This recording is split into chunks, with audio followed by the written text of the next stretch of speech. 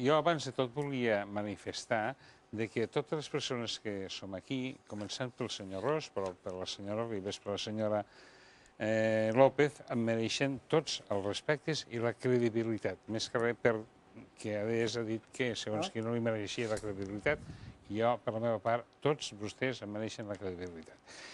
Què més volia dir? En temes d'infraestructures per Lleida, penso jo que tots hi estaríem d'acord.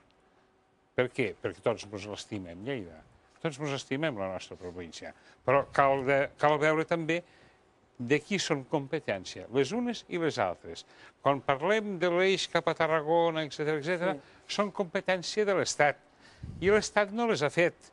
I l'Estat hi han manat el PSOE i el PP. I allí ens han quedat. Igual que l'eix cap a la Vall d'Aran. També estem igual que l'eix pirinenc, també estem igual, i són de l'Estat aquestes competències. I sempre estem igual.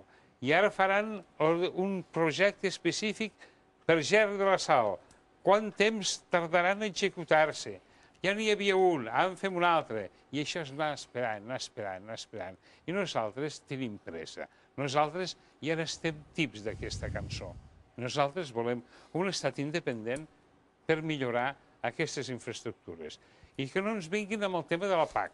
La PAC, com a estat independent que siguem, tindrem les mateixes ajudes que un estat normal. Més en tindrem, perquè ara tenim 300 milions, i en el cas que no els donguessin, es podia fer una partida pressupostària i ja estaria. Però és que, a més, els catalans, els pagesos lleidatans, cobren un 15% del total, quan tindrien de cobrar molt més.